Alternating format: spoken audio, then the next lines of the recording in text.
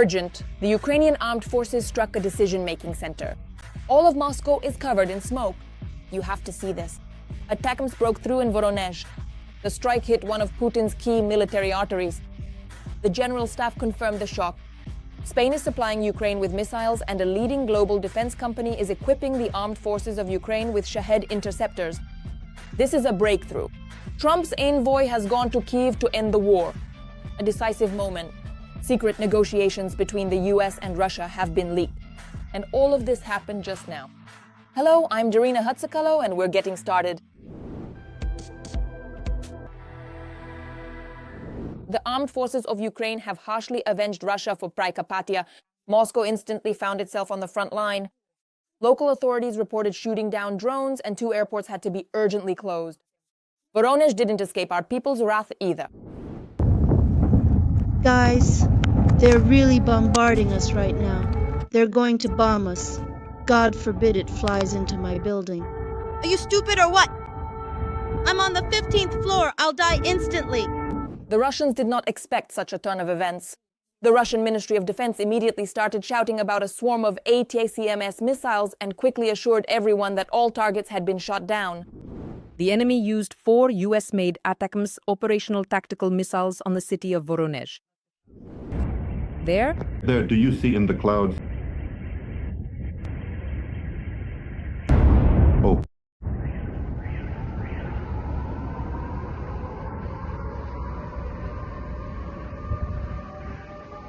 That's it. Meanwhile, the General Staff of the Armed Forces of Ukraine stated that the ATACMS missiles reached their targets. The armed forces of Ukraine successfully used ATACMS tactical missile systems to deliver a precision strike on military facilities in Russia. This is a significant event that underscores Ukraine's unwavering commitment to its sovereignty. Ukrainian drones also did their job. Another of the Kremlin's oil veins has been struck. The Ilsky oil refinery was hit between 11:30 p.m. and 1 o'clock a.m. The consequences are being clarified. Official Krasnodar remains silent. There it goes! Right at the oil refinery! Right at the oil refinery! There! At the oil refinery! There was a flash! And yet another refinery couldn't withstand all this action. Slavyansk on Kuban is in an uproar. Moreover, it wasn't just Krasnodar Krai that couldn't sleep, but also Bryansk and Belgorod regions. Sirens wailed all night and air defense was active. The official reports, as always, say the same thing. Everything was shot down. But the explosions, smoke, and panic among the locals tell a completely different story. Spain burst right onto the battlefield. The ally is preparing a new military aid package for Ukraine worth 615 million euros. Moreover, 300 million euros of this amount will be allocated for supplying weapons. This includes, in particular, missiles for air defense. This is a major shortage for us. During the winter, it's a significant shortage. In this case, the specific package includes 40 missiles for Iris-T air defense systems. The exact delivery dates for the missiles have not yet been disclosed. Nevertheless, the head of Ukraine emphasized that these are not the only agreements between the countries. Ukraine and Spain are ready for joint production of high-precision weapons. This is a true triumph. As early as next week, Ukraine will begin receiving Sky Ranger 35 air defense systems, which the media have dubbed Shahed-killers. This information was provided by Armin Paperger, the CEO of their manufacturing concern, Rheinmetall. the contract for the supply of the anti-aircraft systems has not been officially disclosed yet, but its value has always been described as a 9-figure sum in millions. So, for over 100 million euros, though most likely we're talking about hundreds of millions of euros, this was paid for by an unnamed European country using frozen Russian assets. In a shocking development, Trump has sent a Pentagon delegation to Kyiv for negotiations on ending the war. Clearly, a decision for peace has never been this close. Secretary Driscoll is traveling to Ukraine to assess the situation on the ground. He will participate in meetings in Ukraine and report his findings. To the White House, the president has made it clear that it is time to stop the killing and reach an agreement to end the war. It has also become known that Driscoll intends to meet with representatives of the Russian Federation later on. Meanwhile, shocking information has already been leaked online. The Trump administration is holding secret consultations with Russian officials to develop a new plan to end the war in Ukraine. Steve Witkoff and the Russian envoy Kirill Dmitriev are behind this. Dmitriev told Axios that the main idea was to take the principles that Trump and Russian President Vladimir Putin agreed upon in Alaska in August and develop a proposal to resolve the Ukrainian conflict, as well as to restore ties between the US and Russia and address Russia's security concerns. According to the publication, the new plan consists of 28 points and is divided into 4 general categories: peace in Ukraine, security guarantees, security in Europe, and the future relations of the US with Russia and Ukraine. It is also reported that Witkoff personally discussed the development of this plan with the Secretary of the National Security and Defense Council, Rustem Umerov, who recently visited the United States. Fresh from the front lines, Ukrainian defenders have turned the situation around near Kupyansk. The Russian offensive collapsed right before our eyes. Where the Kremlin dreams of breaking through the defenses, a deadly trap has formed for the occupiers. No amount of grandiose, heroic statements from Russian generals can hide the panic. Russia's defense system is bursting at the seams. The enemy is losing control and doesn't know how to hold the line. Don't miss all the hottest facts about our brave breakthrough coming up next. By November 15th, that was the deadline set by Russian dictator Putin for the capture of Kupyansk. However, the Russian army once again missed its own deadlines and failed to take control of the city. This was announced by the president of Ukraine, Volodymyr Zelensky. Right now, Ukrainian units are holding key heights and settlements both in Kupyansk and around the city. At the moment, the situation in Kupyansk has been largely stabilized. There, Ukrainian forces continue an active operation to eliminate Russian units in the northern part of the city, where the enemy has been cut off from its main supply routes.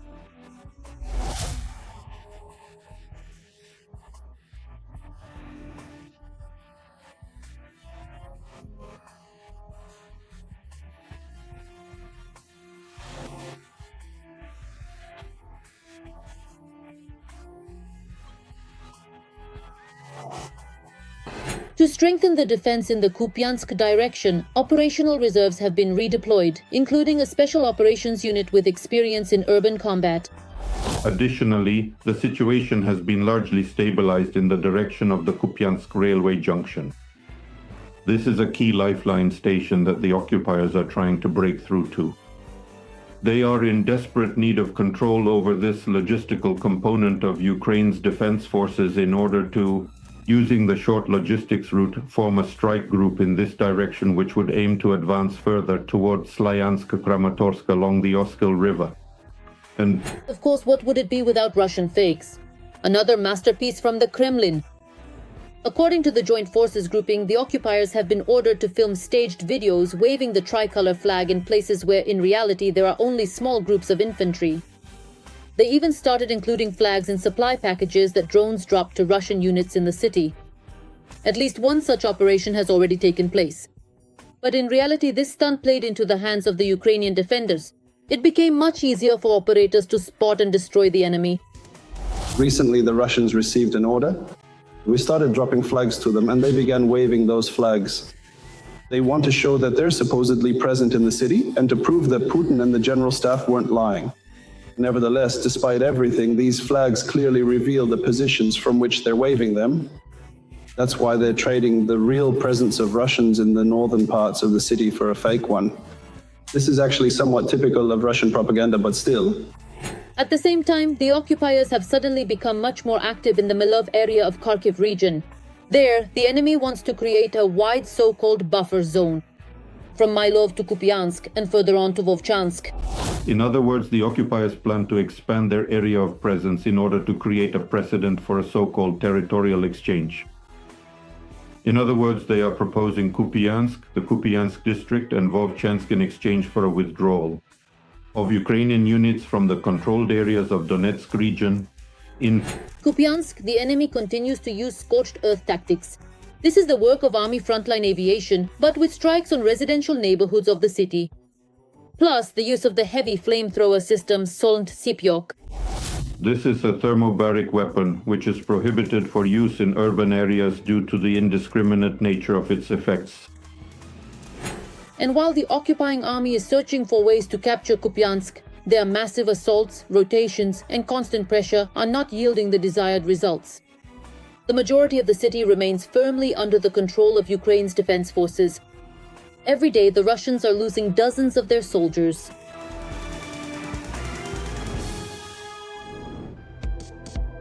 Every voice matters. Join our community, support independent journalism, and help us bring you the truth from Ukraine.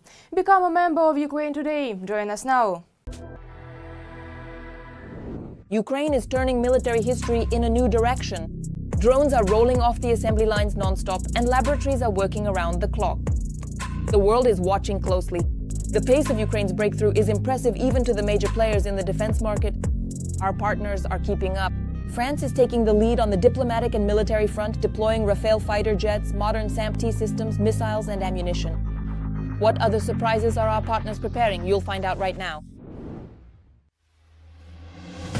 Kyiv is becoming a global center for combat drone production. Currently, Ukraine produces up to 4 million combat UAVs per year. Meanwhile, in the US, less than 100,000 combat drones are produced annually. And 4 million is not the limit of the capabilities of the Ukrainian defense industry. With sufficient funding, this number could increase several times over. This was written on his page by Foreign Minister Andriy Sybiha. The modern arms race is not about nuclear weapons. It's about millions of cheap drones. Whoever can ramp up production faster will secure victory. With sufficient funding, we can produce up to 20 million drones next year. Andriy Sybiha, Minister of Foreign Affairs of Ukraine. Right now, Ukraine is racing against time, both in terms of resources and technology. And the issue of increasing UAV production is a matter of survival. Ukrainian companies are not only meeting the needs of the defense forces, but are also trying to enter the international market. Unique technologies tested in real combat conditions are generating significant interest from partners. Some Ukrainian companies have already expanded their production not only within Ukraine, but also abroad. Skaton has opened a facility in Slovakia and attracted over 10 million euros in investments. Flywell is preparing a joint production venture with Finland. Firepoint has received support for the development of rocket fuel for the Flamingo cruise missile systems. The Ukrainian company CIR was setting up a production line in Finland. Its founder, Oleksandr Hrakov, explained in an interview with Bloomberg that he is achieving two goals in Finland. First, he ensures reliable supplies to the front in Ukraine by moving part of the production capacity outside the combat zone. And second, he has attracted Western funding to expand production. The war and the need to finance, develop and produce weapons to fight a richer and larger adversary have pushed Ukrainian manufacturers to exchange technologies with their European allies. Patrushev is concerned that Europe is not learning from Ukraine's experience quickly enough. In the time it took him to set up a production line in Finland, his drones in Ukraine had already gone through 3 generations. Not only the production of drones abroad, but also the assistance of our European partners is the key to victory in the war against Russia. Without exaggeration, a historic agreement was signed by Ukrainian President Volodymyr Zelensky and French President Emmanuel Macron. I want to emphasize the importance of this agreement. This is a strategic agreement that will be in effect for 10 years, starting next year. We understand all the fundamentals of this agreement. Political, financial, industrial. This is a historic agreement. It is very valuable that France is taking such a step to achieve real guaranteed security in Europe. According to the terms of the agreement, Ukraine will purchase 100 Rafale F-4 aircraft from France by 2035 for Ukraine's combat aviation. SAM air defense systems, their radars, air-to-air missiles and aerial bombs. Yes, joint projects between the defense industries of the two countries will begin as early as this year. This concerns joint production of interceptor drones and work on developing critical technologies for Ukrainian UAVs. Building up our own air defense and carrying out systematic deep strikes on Russian infrastructure are the keys to a successful end to the war for Ukraine.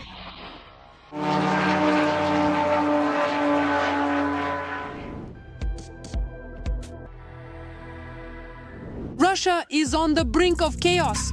While troops are dying at the front, Kremlin cliques are dividing up billions and deceiving Putin.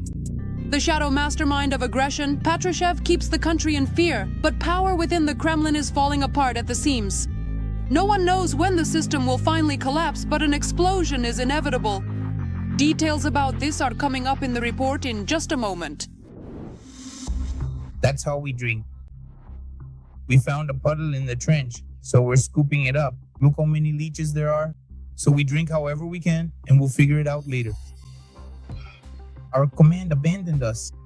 We've been 2 months without food, without supplies, without shells, without bullets, without anything. We're just sitting somewhere, but not all of us. Take us in, to your side. We can't advance because we have nothing to fight with, and we can't leave either. The Russian people are suffering in the rear. Utility bills keep coming on time, so the military machine's treasury keeps getting filled. There are no clean storage facilities. There is no outdoor lighting in the military town. The roads in the military city are in need of improvement. And this actually happens, you see, when Putin's comrades get rich. How should we deal with this? To do this, you just need to make beautiful propaganda speeches with various types of display screens used to the Russians, specifically addressing the people of Russia. Propaganda, information that is often misleading or biased. The face of the family of Putin's closest associate, Nikolai Patrushev, former FSB director and longtime secretary of the Security Council. And one of the most influential people in Russia's security hierarchy is living their best life.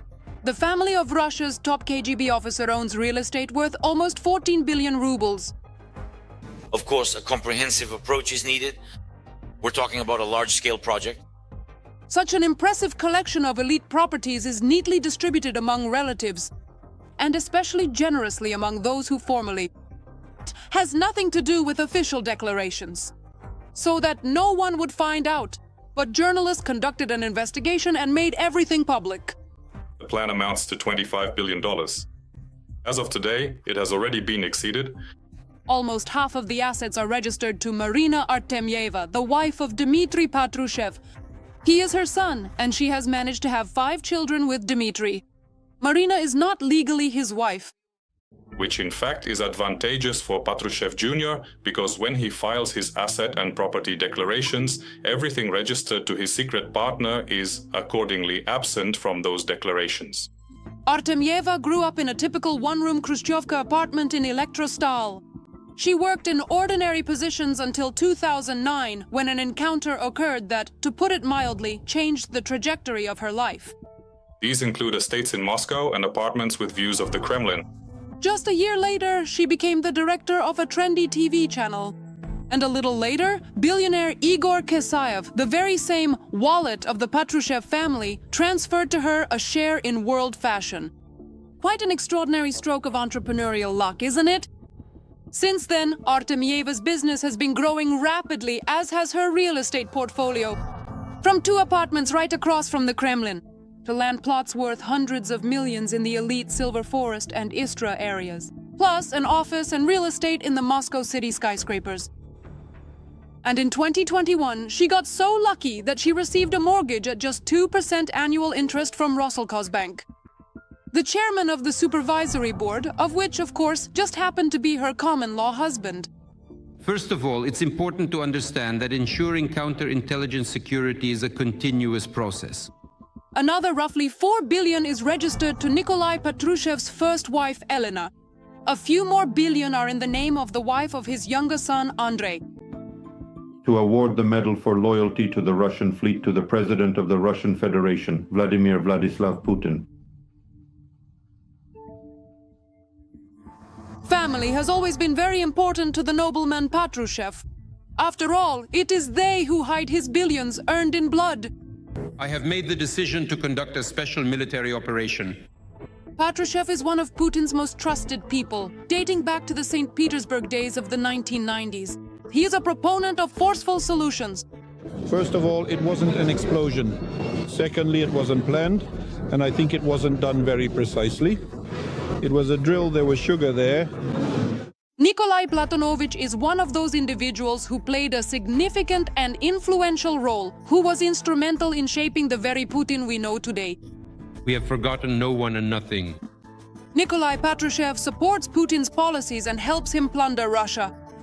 It is Patrushev who gives Putin those very folders that conceal the real state of affairs and the deaths at the front.